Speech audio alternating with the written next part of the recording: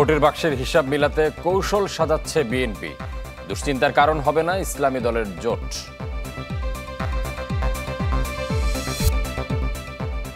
আজ শুরু এইচএসসি ও সমমান পরীক্ষা। কেন্দ্রীয় পরীক্ষার্থীদের মানতে হবে করোনা ডেঙ্গুর সতর্কতা।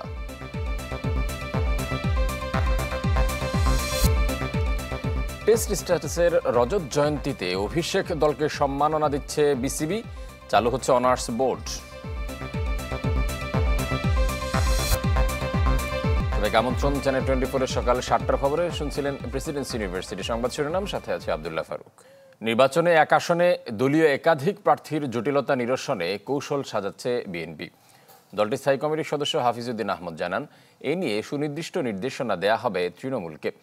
ভোট যুদ্ধে জামায়াত সহ ইসলামী দলগুলো যদি একাট্টাও হয়, তাকে হুমকি মনে করছেন না তিনি। শাহনেজ বাবলুর রিপোর্ট। রাজনীতির মাঠে বিশ্বাস অবিশ্বাসের দোলাচল আর ধোঁয়াশা অনেকটাই কেটে গেছে লন্ডনে ডক্টর ইউনূস আর তারেক রহমানের বৈঠকে। এখন অপেক্ষা ভোটের ক্ষণগণনায়। ব্যালট বাক্সের হিসাব মেলাতে অভ্যন্তরীণ সমীকরণ আঁকছে রাজনৈতিক দলগুলো। বড় রাজনৈতিক দল হিসেবে কি পরিকল্পনা বিএনপির? দলটির স্থায়ী কমিটির সদস্য হাফিজউদ্দিন আহমদের কাছে প্রশ্ন, এক আসনে একাধিক প্রার্থী থাকলে বিএনপি তা সামাল দেবে কিভাবে? জানান, প্রার্থী নির্ধারণে দিক নির্দেশনা দেওয়া হবে হাইকমান্ড থেকে। আশা করেন তৃণমূল নেতাকর্মীরা দেশ জাতির স্বার্থে এক থাকবেন। স্বতন্ত্র প্রার্থী হলে তো নিশ্চয়ই বিএনপির ভোটটা ভাগ হয়ে যাবে, কম হলেও স্বতন্ত্র প্রার্থী কিছু ভোট নিশ্চয়ই পাবে। সুতরাং আমরা আশা করি যে যারা বিএনপির সদস্য সকলে দলের মনোনীত প্রার্থীকে সর্বতভাবে সমর্থন দেবে, এবং আমরা এই স্বতন্ত্র প্রার্থী হওয়াকে সমর্থন করি না। যেহেতু গণহত্যার অভিযোগে কার্যক্রম নিষিদ্ধ আওয়ামী লীগের, নির্বাচনে দলটির অংশগ্রহণ নিয়েও আছে নানা প্রশ্ন। স্বাভাবিকভাবেই এবারের ভোটযুদ্ধ হবে বিগত সময়ে বিএনপির সাথে রাজনীতির মাঠে থাকা অন্য শরিকদের মধ্যে। সেখানে জামায়াত সহ ইসলামী দলগুলোর জোট সম্ভাবনাকে হুমকি হিসেবে দেখছেন না বিএনপির প্রতিষ্ঠাকালীন এই নেতা। বাংলাদেশের জনগণ ভোট দিতে জানে, তারা বাস্তবতা বিবর্জিত নয়, তারা বিভিন্ন ফ্যাক্টর কনসিডার করে ভোট দিবে। সব ইসলামী দল ঐক্যবদ্ধভাবে এক সিম্বল নিয়ে যে ইলেকশন করার চিন্তাভাবনা করছে, এটা বাংলাদেশে সম্ভব হলে বলে মনে হয় না, এবং তারা এক হলেও বিএনপির জন্য খুব একটা চিন্তার কারণ হবে বলে আমরা মনে করি না। দেশের গণতান্ত্রিক যাত্রায় আগামী নির্বাচনকে নতুন সূচনা হিসেবে দেখছেন অবসরপ্রাপ্ত মেজর হাফিজউদ্দিন আহমদ। যে কোনোভাবেই হোক জনগণের সমর্থন যেন বিএনপির পক্ষে যায়, সেজন্য প্রত্যেক নেতাকর্মীকে আন্তরিকভাবে পরিশ্রম করতে হবে। শাহনেওয়াজ বাবলু, চ্যানেল 24, ঢাকা। জাতীয় সংসদ নির্বাচনের আগে তত্ত্বাবধায়ক সরকারের অধীনে স্থানীয় সরকারের ভোট চায় জামায়াত ইসলামী। রাজধানীর আগারগাঁওয়ে সিইসির সাথে বৈঠক শেষে দলটির নেতারা জানান, বিগত 3 কমিশনের মতো নয় এবারে নির্বাচন কমিশন, তাই ইসির পুনর্গঠন চান না তারা। দাবি করেন, প্রবাসীদের ভোটাধিকার নিশ্চিতের পাশাপাশি সংখ্যানুপাতিক পদ্ধতিতে নির্বাচন আয়োজনের। মঙ্গলবার দাঁড়িপাল্লা প্রতীক সহ জামায়াতের নিবন্ধন পুনর্বহাল করেছে নির্বাচন কমিশন।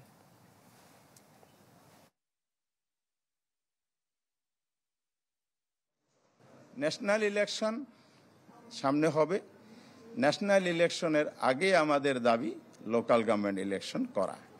এটা এবারের জন্য, ভবিষ্যতের জন্য অন্তর্বর্তীকালীন সরকার বা যেই ফর্মে নিরপেক্ষ নির্দলীয় সরকার আসবে তার অধীনে করা। পাশাপাশি আপনার ন্যাশনাল ইলেকশনের পরিবেশটা যাতে এনশিওর হয়। প্রধানমন্ত্রীর সর্বোচ্চ 10 বছর মেয়াদের প্রস্তাবে শর্ত সাপেক্ষে একমত বিএনপি। তবে দফায় দফায় সংলাপের পরও সংবিধানের মূলনীতি নিয়ে ঐকমত্যে পৌঁছাতে পারেনি সব দল। আর জাতীয় সাংবিধানিক কাউন্সিল গঠনের পরিবর্তে সাংবিধানিক ও সংবিধিবদ্ধ প্রতিষ্ঠানের নিয়োগ কমিটির প্রস্তাবে সবাই একমত হলেও কিছু শর্ত দিয়েছে বিএনপি। ঐকমত্য কমিশনের সাথে রাজনৈতিক দলগুলোর দ্বিতীয় দফায় 6ষ্ঠ দিনের বৈঠক। আলোচনায় রাষ্ট্রের মূলনীতি, সাম্য, মানবিক মর্যাদা, গণতন্ত্র এবং ধর্মীয় স্বাধীনতা নিয়ে ভিন্ন ভিন্ন মত দলগুলোর। আমরা আশা করি ভবিষ্যতে অন্তত এই 5টি বিষয় সংবিধানে থাকতে হবে, এইরকম একটি ঐকমত্য তৈরি হবে। এই দেশের জনগণের সেন্টিমেন্ট হচ্ছে আল্লাহর উপরে বিশ্বাস এবং আস্থা, বিসমিল্লাহির রহিম, এগুলো আমাদের সংবিধানে থাকবে। সে আলোকেই আজকে আমরা আমাদের মতটি সেটা দিয়েছি। সাম্য, মানবিক মর্যাদা, সামাজিক ন্যায় বিচার, গণতন্ত্র এবং ধর্মীয় স্বাধীনতা ও সম্প্রীতি এটা উল্লেখ করা যেতে পারে। তবে প্রধানমন্ত্রীর মেয়াদ সর্বোচ্চ 10 বছর এই প্রস্তাবে এবার একমত বিএনপি। 10 বছরের বেশি কোনো ব্যক্তি প্রধানমন্ত্রী থাকতে পারবেন না, এই বিষয়ে আমরা একমত। তবে এই জাতীয় সংস্থাগুলো এনসিসি বা সাংবিধানিক নিয়োগ কমিটি এই জাতীয় সংস্থাগুলো যদি দিয়ে নির্বাহী বিভাগের সমস্ত কর্মকাণ্ডকে সমস্ত জায়গায় ইন্টারফিয়ার করার যেখানে সম্ভাবনা থাকে এগুলো করা হয়, তাহলে আমরা সেই প্রস্তাবটা গ্রহণ করতে পারবো না। সাংবিধানিক কাউন্সিল গঠনের প্রস্তাবের পরিবর্তে সাংবিধানিক ও সংবিধিবদ্ধ প্রতিষ্ঠানের নিয়োগ কমিটি করার প্রস্তাবে সবাই সায় দিলেও কিছু বিষয়ে শর্ত জুড়ে দিয়েছে বিএনপি। যে এক ব্যক্তি স্বৈরাচার হয়েছিল সেই জন্য নির্বাহী বিভাগকেই দুর্বল করতে হবে এবং লেজিসলেচারকে, সংসদকে দুর্বল করতে হবে, এই আইডিয়া থেকে আমাদের বেরোতে হবে। এমন পরিস্থিতিতে কমিশনের সহসভাপতি আলী রিয়াজের প্রত্যাশা, জাতীয় স্বার্থে গুরুত্বপূর্ণ প্রস্তাবে শীঘ্রই ঐক্যমতে পৌঁছাবেন সবাই। বিএনপির পক্ষ থেকে সর্বশেষ যেটা বলা হয়েছিল সেটি হচ্ছে যে সাংবিধানিক প্রতিষ্ঠানে নিয়োগের জন্য যদি কোনো ধরনের কমিটি বা কমিশন তৈরি হয় তাহলে প্রধানমন্ত্রীর মেয়াদের ব্যাপারে যে 10 বছর সেটি পুনর্বার বিবেচনা করতে হবে। সবার পরামর্শ পর্যালোচনা করে রোববার আবারও বৈঠকে বসবে ঐক্যমত্য কমিশন। এনসিসি বলে যে প্রস্তাবটা ছিল। নাফিউল ইসলাম লিংকন, চ্যানেল 24, ঢাকা। অপতথ্য রোধে আরও তৎপর হতে মেটাকে আহ্বান জানিয়েছেন প্রধান উপদেষ্টা ডক্টর মোহাম্মদ ইউনূস। গতরাতে প্রধান উপদেষ্টার সাথে যমুনায় সাক্ষাৎ করেন মেটার কর্মকর্তারা। এ সময় প্রধান উপদেষ্টা বলেন, আগামী নির্বাচন সামনে রেখে অপতথ্য রোধে অন্তর্বর্তী সরকারের সাথে কাজ করতে প্রস্তুত মেটা। বাংলাদেশের মতো জনবহুল দেশে একটি ভুল শব্দ পুরো দেশকে অস্থিতিশীল করতে পারে। অনেকে এটি ইচ্ছাকৃতভাবে করে থাকে বলেও মন্তব্য করেন প্রধান উপদেষ্টা। বিএনপির মামলায় এবার গ্রেপ্তার হলেন সাবেক সিইসি কাজী হাবিবুল আউয়াল। অভিযান চালিয়ে রাজধানীর মগবাজার থেকে তাকে গ্রেপ্তার করে গোয়েন্দা পুলিশ। আজ আদালতে তুলে জিজ্ঞাসাবাদের জন্য রিমান্ড চাইবেন মামলার তদন্ত কর্মকর্তা। আওয়ামী লীগ আমলের বিতর্কিত 3টি সংসদ ভোটের সবশেষটিতে প্রধান নির্বাচন কমিশনার ছিলেন কাজী হাবিবুল আউয়াল, যে নির্বাচন আমি আর ডামি ভোট বলে সমালোচিত, যার কুশীলব এই সাবেক সিইসি। গেল 22 জুন রাজধানীর শেরেবাংলা নগর থানায় বিএনপির করা নির্বাচনী অনিয়ম জালিয়াতির মামলায় 20তম আসামি তিনি। বুধবার রাজধানীর মগবাজার থেকে গ্রেপ্তার করা হয় সাবেক সিইসি কাজী হাবিবুল আউয়ালকে। পুলিশ জানায় তাকে গ্রেপ্তারে একাধিক জায়গায় অভিযান চালানো হয়। সাংবিধানিক পথে থেকে সংবিধান লঙ্ঘন করে এবং আচরণবিধি লঙ্ঘন করে যে ভোটার যারা নির্বাচনে জয়ী হয়েছে মর্মে গেজেট প্রকাশ করা, এই ধরনের একটি ঘটনাকে কেন্দ্র করে তার বিরুদ্ধে মামলা হয়। যে মামলার সে 20 নম্বর আসামি। আজ দুপুর 1টার দিকে গোয়েন্দা পুলিশের একটি টিম মগবাজার থেকে তাকে গ্রেপ্তার করে। এই মামলায় অন্য আসামিদের ধরতে অভিযান চলছে বলে জানায় পুলিশ। মামলায় যাদের নাম এসেছে তাদের সকলের ব্যাপারেই আমাদের গোয়েন্দা তৎপরতা আছে। তাদের ব্যাপারে আমরা কার্যক্রম অব্যাহত রেখেছি। তাদের অবস্থান শনাক্ত করতে পারলে আইনানুগভাবে আমরা পদক্ষেপ গ্রহণ করব। এর আগে গত 22 জুন রাজধানীর উত্তরা থেকে সাবেক সিইসি নুরুল হুদাকে ধরে পুলিশে দেয় কথিত জনতা। হিরণ খান, চ্যানেল 24, ঢাকা। এদিকে মব সৃষ্টি করে সাবেক প্রধান নির্বাচন কমিশনার কে.এম. নুরুল হুদাকে মারধরের ঘটনায় জামিন পেলেন প্রধান আসামি স্বেচ্ছাসেবক দলের ঢাকা মহানগর উত্তরের সভাপতি মোজাম্মেল হক ঢালি সহ 3 জন। ঢাকার অতিরিক্ত চিফ মেট্রোপলিটন ম্যাজিস্ট্রেট মোহাম্মদ সানাউল্লাহর আদালত এ আদেশ দেন। জামিন পাওয়া অন্য আসামিরা হলেন উত্তরা পশ্চিম থানা স্বেচ্ছাসেবক দলের সাধারণ সম্পাদক মোহাম্মদ হানিফ ও উত্তরা পূর্ব থানা স্বেচ্ছাসেবক দলের যুগ্ম আহ্বায়ক মোহাম্মদ কাইয়ুম। তাদের 3 জনকে আদালতে হাজির করে কারাগারে রাখার আবেদন করেন মামলা তদন্ত কর্মকর্তা। আসামি পক্ষের আইনজীবী জামিন আবেদন করলে শুনানি শেষে তা মঞ্জুর করেন আদালত।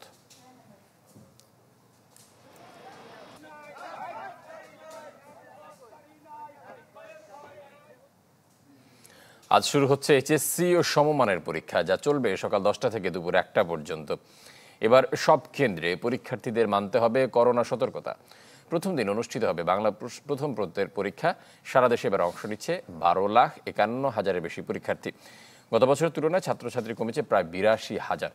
কেন্দ্রে পরীক্ষার্থীদের করোনা সতর্কতার পরামর্শ দিয়েছে কর্তৃপক্ষ। পরীক্ষায় সুষ্ঠু ও শান্তিপূর্ণ পরিবেশ বজায় রাখতে জেলা প্রশাসন ও আইনশৃঙ্খলা বাহিনীর পাশাপাশি সেনাবাহিনীকেও দায়িত্ব দেওয়া হয়েছে।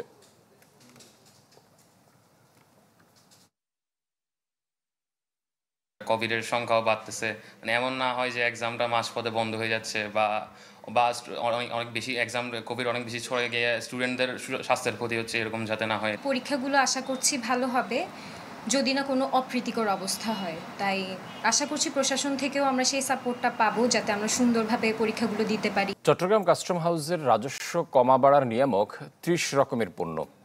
এর মধ্যে 2024-25 অর্থ বছরে 24 ধরনেরই আমদানি হয়েছে আগের বছরের চেয়ে বেশি। ব্যবসায়ীদের মতে ডলার সংকট কাটতে থাকায় গতি আসছে আমদানিতে। ফখরুল ইসলামের রিপোর্ট। দেশে এককভাবে সর্বোচ্চ রাজস্ব যোগানদানকারী প্রতিষ্ঠান চট্টগ্রাম কাস্টম হাউস, যা সরবরাহ করে মোট রাজস্বের প্রায় 33%। চট্টগ্রাম বন্দর দিয়ে আমদানি হয় 3500 ধরনের পণ্য, যার মধ্যে নিয়মিত প্রায় 2200। এর মধ্যে সর্বোচ্চ পরিমাণ রাজস্ব নিশ্চিত হয় মূলত 30 ধরনের পণ্যে, যা যোগান দেয় মোট রাজস্বের প্রায় অর্ধেক। অর্থাৎ এই 30 ধরনের পণ্যের আমদানি কম বেশির উপর হ্রাস বৃদ্ধি নির্ভর করে রাজস্ব আদায়। আগের বছরের তুলনায় চলতি অর্থ বছরে এই 30 ধরনের পণ্য আমদানিতে প্রবৃদ্ধি হয়েছে প্রায় 8%, যাতে রাজস্ব বেড়েছে আগের চেয়ে 20%। 6 ধরনের পণ্য গত বছরের চেয়ে কম এলেও বেশি আসে 24টি। সব মিলে 2024-25 অর্থ বছরে মে পর্যন্ত রাজস্ব আদায়ে প্রবৃদ্ধি 15%-এর বেশি। গ্রোথগুলো ডিপেন্ড করে কিছু স্পেসিফিক পণ্যের উপরে। চট্টগ্রাম হাউসের 50% গ্রোথ এই পণ্যগুলোর উপর ডিপেন্ড করে। এমনি আমার ওভারঅল 3500 পণ্যর মতো সবসময় আসে, তার মধ্যে 2200 পণ্য বলা যায় রেগুলার পণ্য, আর বাকিগুলো হচ্ছে ইরেগুলার, মাঝে মাঝে আসে বা মাঝে মাঝে অন্য হাউসগুলোতে চলে যায়, যেমন আইসিডি, পানগাঁও, মংলা। এবার কম আমদানি হয়েছে 3 ধরনের জ্বালানি, 2 রকমের ফল আর মোটর স্পিরিট। বিপরীতে বাড়তি পণ্য আমদানির তালিকায় উল্লেখযোগ্য বিভিন্ন রকমের ফল, খাদ্যপণ্য, অপরিশোধিত জ্বালানি এবং শিল্পের কাঁচামাল। গত বছরে ডলার সংকটের কারণে এবং ব্যাংকের বিধিনিষেধের কারণে আমদানি অনেক কম হয়েছে। অনেক শিল্প প্রতিষ্ঠান, অনেক ব্যবসায়ী তাদের কাঙ্ক্ষিত পণ্যগুলি আমদানি করতে পারে নাই, কিন্তু পরবর্তীতে এই অর্থ বছরে এসে সেটার অনেকটা পরিবর্তন হয়েছে।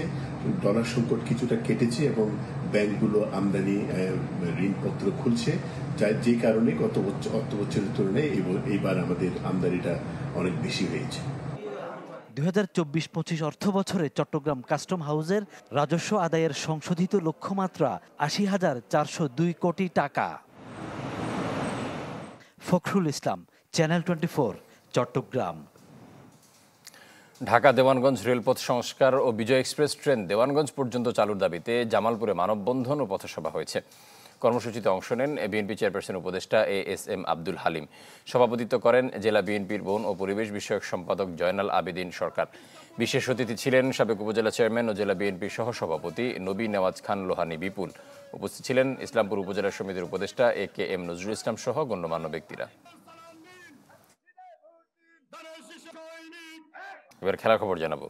শ্রীলঙ্কা বাংলাদেশ সিরিজ কলম্বো টেস্টে হতাশার একদিন উপহার দিলেন টাইগার ব্যাটাররা। উইকেট বিলিয়ে দেওয়ার প্রতিযোগিতায় অবশ্য অল আউট হয়ে ঠেকিয়েছে বৃষ্টি। 8 উইকেটে 220 রান নিয়ে প্রথম দিন শেষ করেছে সফরকারীরা। সমালোচনার মাঝেও একাদশের সুযোগ পেয়ে তা কাজে লাগাতে ব্যর্থ এনামুল হক বিজয়। আর 35 রান করেও ভিলেন মুশফিকুর রহিম। ফার্নান্দো সমান 2টি করে উইকেট নিয়েছেন অভিষিক্ত সোনালদিন উষা।